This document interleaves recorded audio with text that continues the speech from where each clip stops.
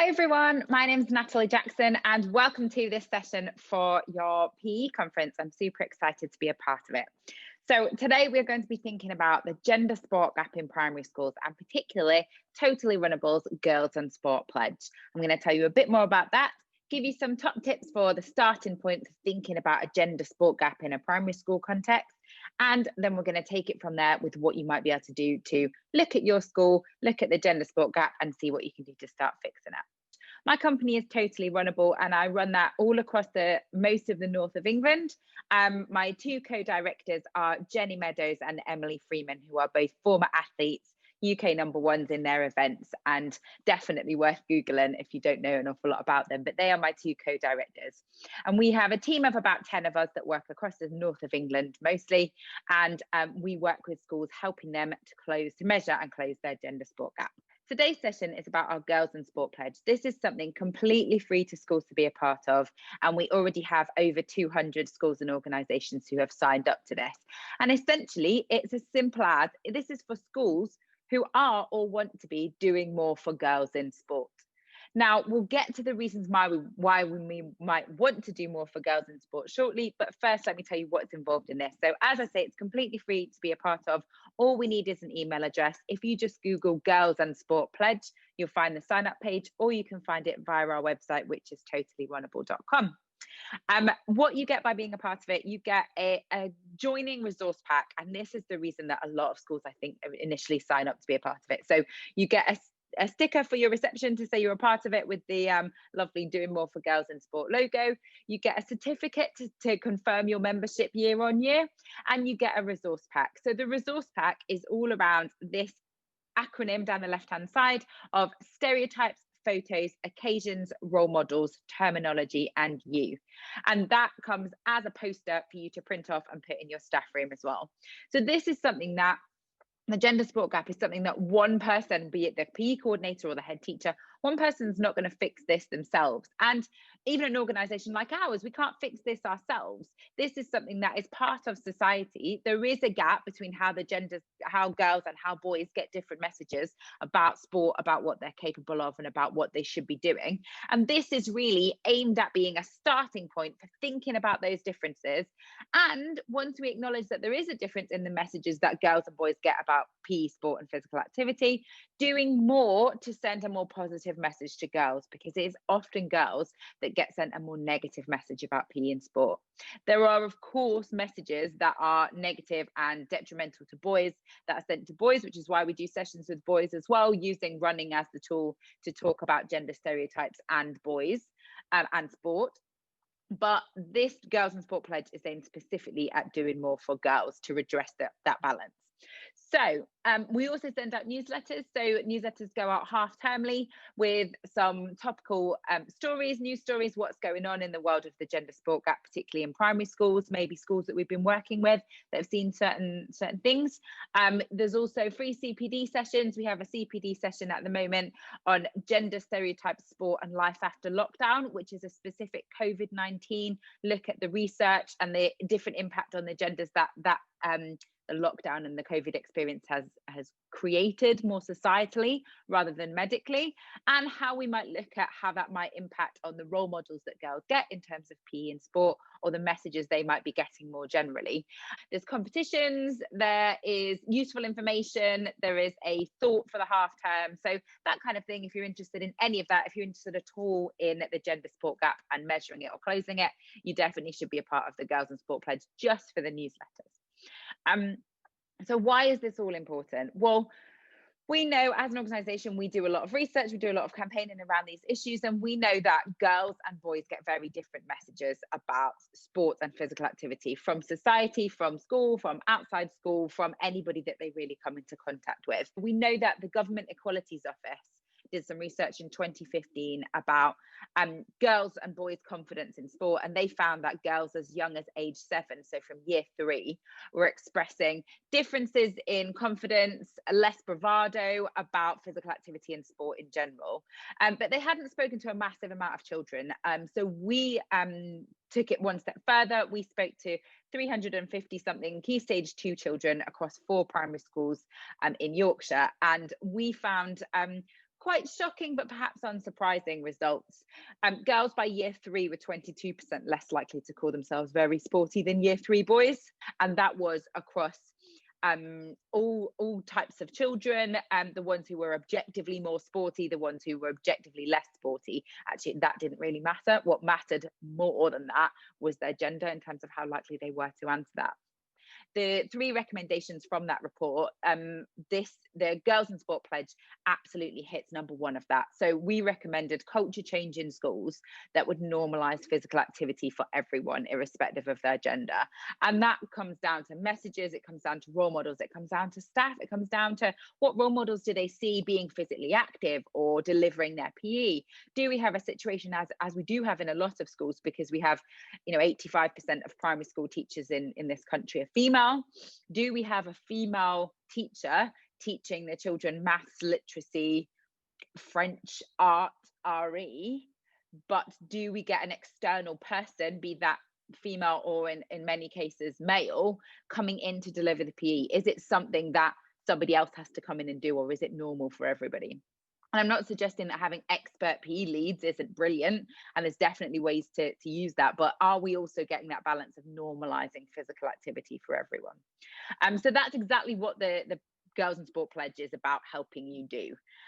We know how busy you are. We know how much is going on within a school. We know that you're likely to have multiple hats as the PE coordinator. You're not likely to just be doing PE, although great if you are. But actually, we're trying to support you as much as we can. One of our company values is being supportive. And that definitely runs through the aims of this Girls in Sport Pledge. So this is a busy slide, but hopefully it gives a picture. So I've taken this from the CPD session that's available on our YouTube channel that's about the gender gap in terms of COVID. But actually, this is some statistics that we've got about the gender sport gap in schools pre-COVID. The big headline really was that bottom right-hand corner. The gap was closing. So the Sport England Active Live statistics showed that there was a definite closing of the gender gap, particularly between men and women, and particularly in the over 55s and the areas that Sport England had put some attention and funding into. So that's great news. But actually, where are we now is the broader question. And all of the rest of this picture was still relevant. So I've mentioned the Government Equalities Office study that found that girls begin to doubt their sporting ability age 7. We know that by year 3 in our study, the girls were 22% less likely to call themselves very sporty than boys. We know that the biggest fall in participation occurs after the transition to secondary school. So there is a period in there where actually the fall in participation hasn't happened yet. And that's why we feel that particularly Key Stage 2 and the lower end of Key Stage 3 are absolutely the best point to try and catch these girls before they are losing their confidence more markedly to the point that they're dropping out of sport entirely. We know that from age 5, boys are more active than girls at every age. And that isn't by age 5, that isn't something they're necessarily choosing. It's often being chosen for them. We know from the This Girl Can research that 75% of women and girls want to be more physically active but fear judgment. So the creation of a system, of a gender neutral, of an even system in terms of giving opportunities to girls to get involved has to factor in all of these elements that cause 75% of women and girls to want to be more physically active but to fear judgment. This is another statistic that we put together with that 85% of primary teachers being female statistic, which means that around 2/3 of our primary teachers in this country aren't confident about their own physical activity. Are we then expecting them to deliver PE lessons in something that they're not confident about doing physically themselves off the back of perhaps 6 hours on the average PGCE of PE and sport training? So that's another interesting angle. Is it a question of not just training our teachers up with here's how to do it, but actually are we building their confidence enough in something that, from the statistics, we know that women are significantly less confident about in their own lives. We know that only 43% of girls hit recommended activity levels compared to 51% of boys. That again is from the Sport England Active Lives Children and Young People survey. We know from our own research that boys will, so we do a benchmarking task as part of our tool to measure the gender sport gap. We have a tool that does that for schools, gives them a full report on the gender sport gap across Key Stage 1 and Key Stage 2 in all different kinds of places within the school environment. And part of that is a benchmarking exercise where we benchmark fitness and pupil confidence. And we do that in a challenge run, we call it. So it's a running challenge. And we know that in that running challenge, on average, across Key Stage 1 and Key Stage 2 last year, boys ran 166 meters further than girls. What we know physically is that there is no physical reason why at primary school, girls should run less than boys. In terms of their physical capabilities, there is no difference up to in Key Stage 1 and the lower end of Key Stage 2. The only difference at Key Stage 2 is arguably that girls will be bigger and stronger by year 5 and 6 because they've often had a growth spurt that boys don't have till year 7 and 8. So that is a massive factor in that we should be expecting a difference the other way. We should be expecting girls to outperform boys by year 5 and 6 if all else was equal. But actually they're not, and the gap does not get any closer once we get to that age. So something else is going on, something societal, something confidence-based, something in terms of how much physical activity they're doing, something else is going on there. It's not pure capability.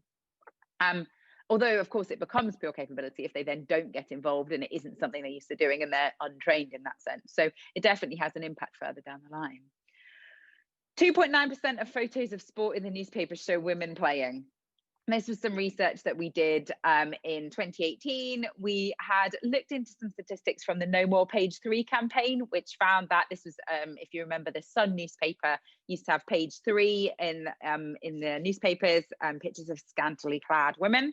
And there was a campaign called the No More Page 3 campaign, which campaigned to put an end to that.